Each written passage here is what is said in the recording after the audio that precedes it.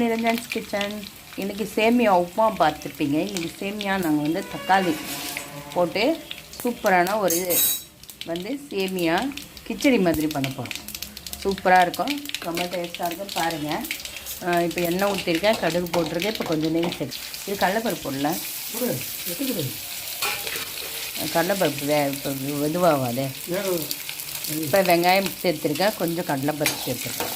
இதை வதக்கி நம்ம சேமியாவுக்கு தக்காளி நல்லா வெங்காயம் வதங்கிச்சு. இப்போ நம்ம தக்காளி பேஸ்ட்டு சேர்த்துக்கிறோம் நம்ம சேமியா உப்புமாவுக்கு.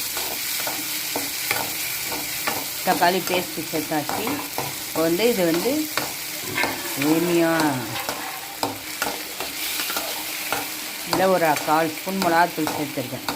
இதுக்கு உப்பு எதுவும் நம்ம காரத்துக்கு காஞ்ச மிளகா ஒரே ஒரு காஞ்ச மிளகா சேர்த்துருக்கேன். அவ்வளோதான். நம்ம சூப்பரான சேமியா வதங்கட்டும்.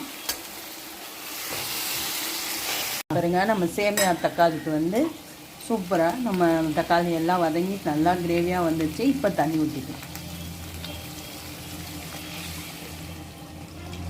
இப்போ 2 டம்ளர் தண்ணி எடுத்துக்கு சேர்த்துருக்கேன். பாருங்க, நம்ம தண்ணி கொதிச்சிச்சு. இந்த டைமில் சேமியா சேர்த்துக்கணும். சூப்பரான நம்ம தக்காளி சேமியா செம்மையாக ரெடி ஆகிடுச்சு. ரொம்ப சூப்பராக இருக்கும், டேஸ்ட்டாக வித்தியாசமாக அந்த மாதிரி பிள்ளைங்களுக்கு செஞ்சு கொடுப்பாருங்க. சேமியாலேயும் இது வெரைட்டியாக அந்த மாதிரி தக்காளி சேர்த்து செஞ்சு கொடுக்குறது செம்ம சூப்பராக இருக்கும். இப்போ லாஸ்ட்டாக நான் ஹைலைட்டுக்காக கொஞ்சம் நெய் சேர்த்து கிளறி இருக்கேன். நீங்களும் நெய் வேணுன்றவங்க சேர்த்துங்க, நெய் பிடிக்காதவங்க நெய் ஸ்கிப் பண்ணிக்கலாம்.